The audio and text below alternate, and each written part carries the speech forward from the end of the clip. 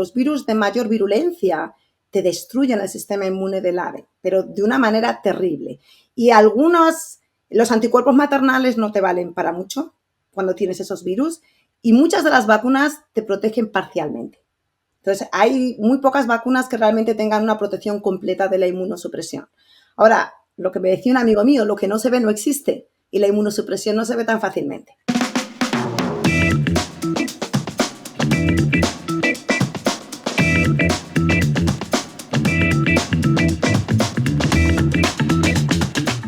Bueno, buenos días y bienvenidos a otro episodio de AVI Podcast. Hoy tenemos el honor de tener con nosotros a una verdadera eminencia en el mundo de la enfermedad de Marek, la doctora Isabel Jimeno de la Universidad Estatal de Carolina del Norte, que quién no la conoce en su campo. Yo soy Héctor Cervantes, soy profesor adjunto en la Universidad de Georgia, aquí en el Departamento de Salud Poblacional. Y sin más, voy a pasarle el micrófono a la doctora para que nos dé una breve información biográfica de su trayectoria. Yo sé que, bueno, sé algo de su trayectoria, pero mejor que ella se los explique. Adelante, doctora. Muchísimas gracias, Héctor. Es un placer estar compartiendo hoy contigo. Pues yo soy veterinaria, me gradué de ser veterinario en la Universidad Complutense de Madrid. Hice un máster medio entre medias del acabar veterinaria y el doctorado. Después hice el doctorado, prácticamente todo aquí en Estados Unidos, aunque me gradué otra vez en la Universidad Complutense de Madrid. Y ya desde el 2001 llevo en Estados Unidos. Inicialmente trabajé en ADOL, que es un laboratorio que trabaja fundamentalmente en enfermedades tumorales de las aves. Y desde el 2006 llevo ya en Carolina, en la Universidad Estatal de Carolina del Norte. Prácticamente toda mi carrera he trabajado en la enfermedad de Marek, es cierto. Así que, pues con mucho gusto, comparto mis conocimientos.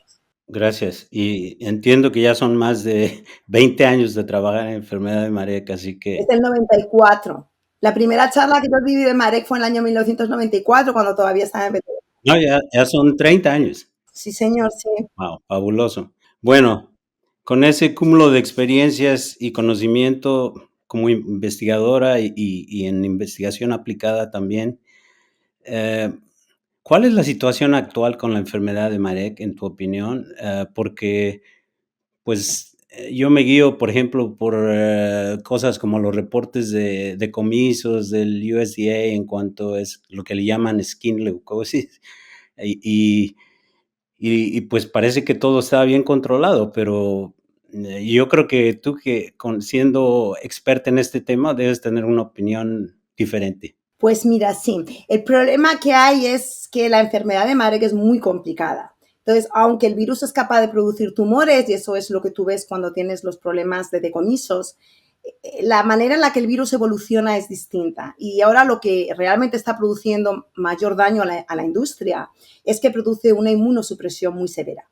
Entonces, al día de hoy tenemos mecanismos muy buenos para controlar los tumores. Y cuando hay tumores normalmente se asocia o bien a que ha habido un problema de fallas vacunales, no se administró la vacuna bien, a veces la bioseguridad es muy mala y entonces hay casos porque no dio tiempo a la vacuna a proteger. Pero realmente el problema es que los virus de mayor virulencia te destruyen el sistema inmune del ave, pero de una manera terrible. Y los anticuerpos maternales no te valen para mucho cuando tienes esos virus, y muchas de las vacunas te protegen parcialmente. Entonces, hay muy pocas vacunas que realmente tengan una protección completa de la inmunosupresión. Ahora, lo que me decía un amigo mío, lo que no se ve no existe, y la inmunosupresión no se ve tan fácilmente. Sí, bueno, me imagino que como en otras enfermedades, quizá la enfermedad subclínica, que es la que no manifiesta síntomas de la enfermedad, es la más difícil de diagnosticar y prevenir y tratar, porque, bueno, yo me dedico a la coccidiosis básicamente, y ahí es lo mismo, nomás que tenemos la ventaja de que podemos hacer una evaluación sacrificando 5 aves, por ejemplo, y detectando las lesiones macroscópicas que son fáciles de detectar, afortunadamente, para las especies más importantes. Pero en el caso de Marek, Yo lo único que busco es si hay agrandamiento del nervio ciático, del plexo celíaco, pero ¿cómo se maneja el diagnóstico, digamos, de una enfermedad subclínica como la enfermedad de Marek? Ese es el problema. Nosotros tenemos métodos buenos para diagnosticar tumores, incluso mucho antes de que aparezcan. Tan pronto como a las 3 semanas, yo te puedo predecir si un lote está desarrollando tumores. Eso se puede hacer. Pero la inmunosupresión es otra historia, porque hay demasiados mecanismos involucrados y no sabemos, ni sabemos todos los mecanismos, ni tenemos un método para diagnosticarlo en el campo. En general, no solo con Marek, cuando uno tiene inmunosupresión, normalmente no piensa en ella. Tú mismo lo has dicho. Imagínate que tienes muchos problemas de coccidiosis o no te están funcionando las vacunas de la laringotraqueitis o resulta que pones una vacuna de Newcastle o bronquitis y todo el tiempo se te complica con bacterias, con E. coli. Bueno, pues entonces deberíamos pensar en inmunosupresión, pero tardamos en hacerlo. Cuando empiezas a pensar en inmunosupresión porque tienes un lote que tiene todos los problemas, ya has perdido muchísimo dinero. Entonces, ¿cómo podemos determinar primero si hay inmunosupresión y después, si hay inmunosupresión, cuál es la causa? La inmunosupresión normalmente, a no ser que tengas pues una enfermedad clínica de Gumboro o tengas una enfermedad clínica de la anemia infecciosa, la vas a determinar porque el lote no te responde bien a nada, porque ves enfermedades que no veías. Así es como empiezas a pensar en ella. Después, ¿cuál es la causa? Bueno, pues para Gumboro, para anemia, por ahí mirar si tienes algún tipo de seroconversión, podrías mirar. En el caso de Marek es mucho más complicado porque Marek va a estar ahí siempre, porque no hay atrofia de los órganos linfáticos en muchos casos y porque no es necesario ver tumores. Y por eso es que nos movemos. Entonces, ¿cómo podríamos saber? Bueno, yo de antemano te digo, si hay un desafío con virus de mayor virulencia, los VV+, en un lote, aun cuando están vacunados con Rispens, van a tener un determinado nivel de inmunosupresión. Ahora mismo las únicas vacunas que están protegiendo frente a todos los aspectos de la inmunosupresión de estos virus son las vacunas Quimera. ¿Por qué no nos explicas un poquito? Yo de lo que recuerdo es que había cepas de virus de Marek virulentas y después digamos, cepas que han evolucionado y son ahora cepas de virus de Marek muy virulentas y después muy virulentas plus o más. ¿A dónde estamos? ¿Siguen evolucionando el virus y volviéndose, digamos que tratando de evadir la protección que nos ofrecen las vacunas actuales? Sí, pero yo creo que no tenemos la manera de medirlo. Si tú te das cuenta de cuáles los protocolos que utilizaba Dick Witter para patotipificar, se basan en la capacidad que tienen los virus de sobrepasar la respuesta inmune para producir tumores. Y ahí llegamos hasta los VV+, los Very Violent Plus, que decías tú. Pero ya no se puede medir mucho más allá porque Rispens protege muy bien frente a los tumores. Lo que están haciendo las cepas más virulentas, y si te vas a los últimos aislados vas a ver, es que son más inmunosupresores. Que ya no lo ves en esos ensayos de patotipificación, pero por ejemplo nosotros desarrollamos un método que era para ver la capacidad que tienen estas cepas de romperte completamente la respuesta inmune frente a la laringotraqueitis. Entonces lo que hacíamos es, tomas aves comerciales, las desafías con estas cepas de mayor virulencia, vacunas con la vacuna del SIO, después haces un desafío con la laringotraqueitis y ves cómo te protege esa vacuna de SIO frente a la laringotraqueitis. Y entonces ahí puedes ver cómo algunas cepas de Marek prácticamente hace que la vacuna del SIO no proteja nada. Es como si no lo hubieras puesto. Y ahí es que empiezas a ver que realmente esas cepas tienen mayor virulencia, pero no en relación a producir más tumores, sino a producir más inmunosupresión.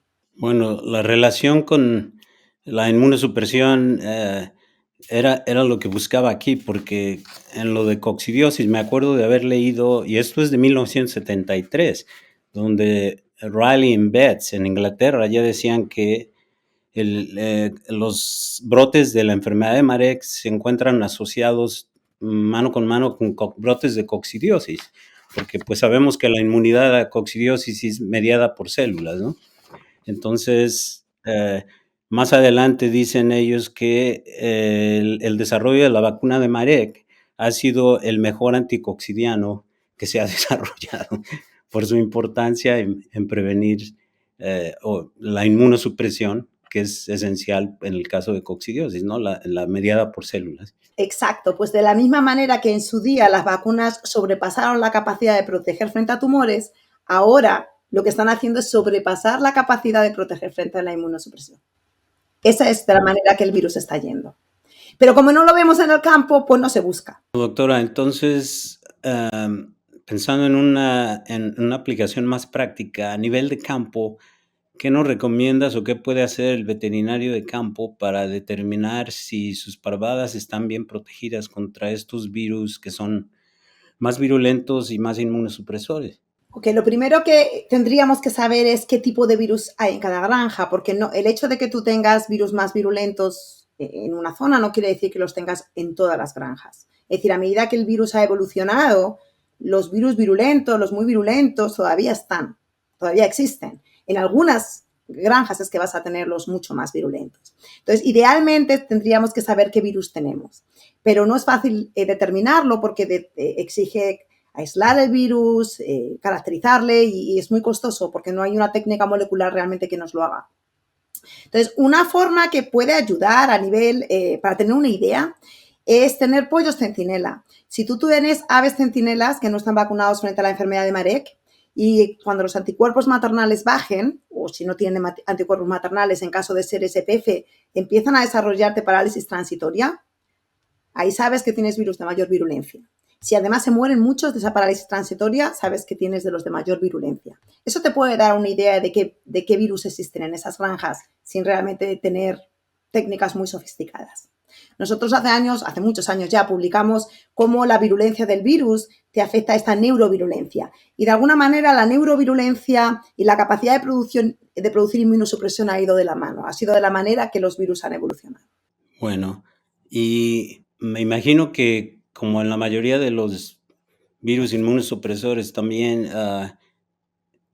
importa la edad en la que los animales se infectan, me imagino, siendo más temprano quizá peor.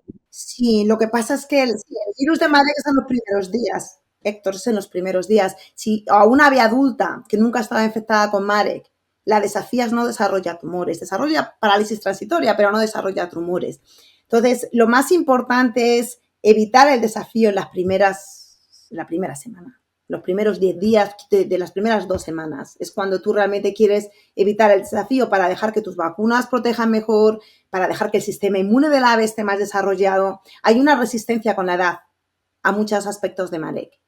Pero la realidad es que los pollos nuestros se infectan al día, sobre todo los broilers, se infectan el día 1 porque no se cambia la cama.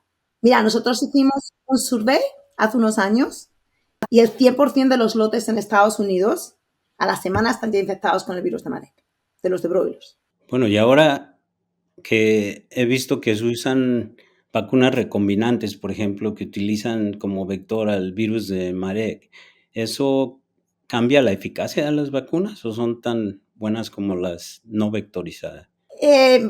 Depende para qué. Vamos a ver, primero no se pueden poner todas en el mismo cajón porque hay una diferencia abismal entre cepa y cepa. O sea, no todas las vacunas recombinantes de laringotraqueitis son iguales o todas las de Newcastle son iguales, ni son iguales las que tienen un solo inserto en relación a las que tienen varios insertos. Entonces, a efectos de la protección frente a Marek, frente a lo que es el desarrollo de tumores, probablemente tengan una protección similar, porque realmente lo que hace un HVT a nivel de campo es demorarte los tumores, no te protege completamente frente a los tumores. Solo te protegería en caso de que tengas cepas virulentas. Las muy virulentas y las mucho más virulentas no están protegidas con HVT, ni convencional ni recombinante. Lo que hacemos es retrasarle, suficiente como para no tener decomisos. En el caso de las aves de larga vida, tú no utilizas solo HVT, utilizas una recombinante junto con Rispens o junto con SB1. Y ahí el que lleva realmente la protección es Rispens para Marek. Ahora, lo que sí que es muy importante en el caso de las vacunas recombinantes es tener virus que tengan una replicación muy buena para tener expresión del inserto que quieres proteger. Que ahí ya no estamos hablando solo de protección de Marek, estamos hablando de la protección frente a la otra enfermedad también. Entonces, sí, y cómo utilizarlas de manera correcta. Tú sabes que se hacen muchas cosas mal cuando se administra la vacuna de Marek. se sobrediluye, se ponen antibióticos, se tarda en vacunar. Bueno, todas esas cosas te van a afectar la protección frente a Marek, pero te van a afectar también la replicación del virus recombinante y la expresión del inserto. Entonces, mi consejo cuando se utilizan vacunas recombinantes, se tiene que hacer todo perfecto. No puedes reducir la dosis, no quieres utilizar antibióticos con ellas, tienes que hacerlo lo mejor posible. No solo porque se vayan a replicar peor que la otra vacuna, sino porque una replicación peor te va a afectar inmunidad frente a distintas enfermedades. Bueno, entonces me imagino que los detalles de la vacunación, como cómo se almacena la vacuna y cómo se mezcla y cuánto dura en administrarse y demás, pues debe ser muy importante, ¿no? Para Marek, sobre todo, me imagino. Sí, yo creo que a la gente se le olvida que no estamos vacunando con virus, estamos vacunando con células infectadas. Y tienen que pensar que las células que hay en un vial de vacuna, solo el 5% o así tienen la vacuna. Las otras no tienen vacuna, son células sin infectar, por la característica que tiene el virus. Si a ti se te ha muerto durante el proceso de vacunación un 3%, te puedo asegurar que las que se mueren no son las células sanas, son las células infectadas. Ya has perdido títulos. Entonces tienes una permisibilidad muy baja de perder títulos. Entonces para ello tienes que almacenar bien las células, descongelarlas bien, almacenarlas bien. Yo siempre recomiendo que se tomen muestras como a los 7 días, entre 7 y 10 días del folículo de la pluma, de la pulpa de la pluma, porque te va a permitir saber si se ha vacunado bien o no a esa edad. Y por lo menos si luego tienes un problema de Marek, puedes volverte para atrás y decir, bueno, tuvo un problema porque la vacuna no se administró de forma correcta. Ok, me imagino que muchas empresas están usando ese método de verificación para comprobar la eficacia de la vacunación contra Marek, o por lo menos eso espero.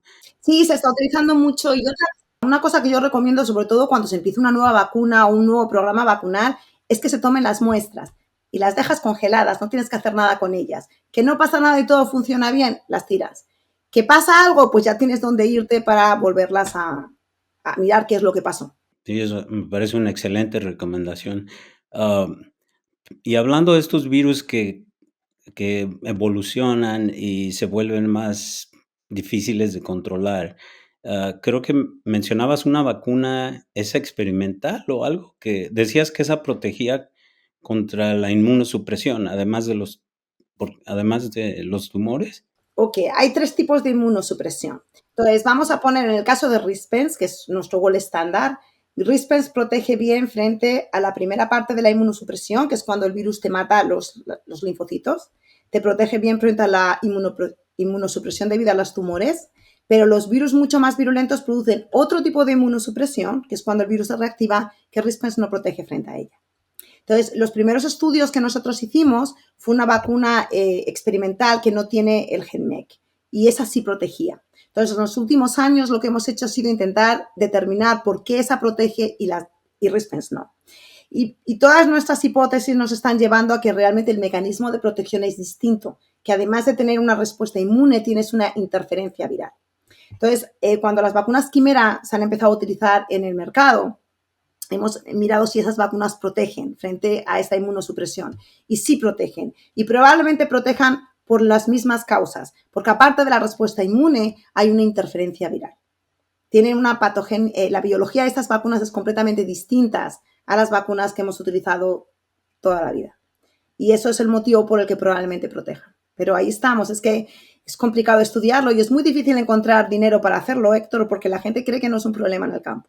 Y entonces, ¿no ves, a futuro, a nivel comercial, una vacuna nueva contra enfermedad de Marek que pudiera ofrecer un mayor espectro de protección? Ahora mismo están, las vacunas quimeras ya están comercializadas y protege, pero yo no me cabe duda que esa es la dirección en la que la investigación de vacunas tiene que ir. Tiene que ir a buscar protección frente a otros aspectos de la enfermedad, no solo frente a los tumores. Tiene que ir hacia disminuir actual y la transmisión del virus. Es muy difícil realmente controlar que el virus no se transmita a naves vacunadas, pero al menos disminuirla y potencialmente disminuir la virulencia de ese virus que se está transmitiendo. Tenemos que buscar, ya no es buscar que proteja frente a tumores, porque para eso ya tenemos. Tenemos que buscar otras cosas y esa es la dirección que se tiene que tomar. Bueno, y ya para finalizar, si pudieras resumirnos en una cápsula tus recomendaciones para nuestra audiencia y sobre todo los veterinarios de campo que tienen que lidiar con estos problemas, ya sea tanto en pollo de engorde como en reproductoras pesadas o aves de postura también. Eh, ¿Cuál sería tu mensaje en cuanto a eh, prevenir problemas con enfermedad de Marek ¿qué nos podrías sugerir? Ok, el más básico, el que todo el mundo tiene acceso, es optimizar la vacunación, asegurarnos que lo hacemos todo bien, que eso sí lo podemos hacer, e intentar mejorar lo más posible la bioseguridad. Tienes que darle tiempo a esas vacunas a proteger. No importa lo buena que sea la vacuna, si no se vacuna bien, no has vacunado. Entonces, eso es lo primero. Lo segundo es pensar que la enfermedad de Marek es más que tumores y que hay veces que vamos a verla de otra manera. Vais a ver problemas de inmunosupresión, que no vais a ver ni atrofia de los órganos linfáticos, no se va a ver tumores, pero la enfermedad de Marek tiene que estar en el diagnóstico diferencial de qué te puede estar produciendo la inmunosupresión.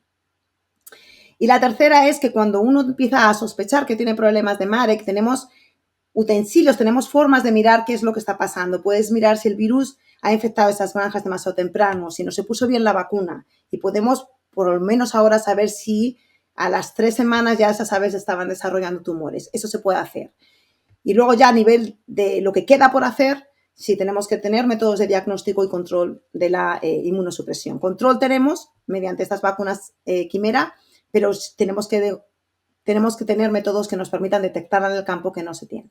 Bueno, pues muchísimas gracias. Ha sido una plática muy benéfica, espero, para toda la audiencia de Avi Podcast.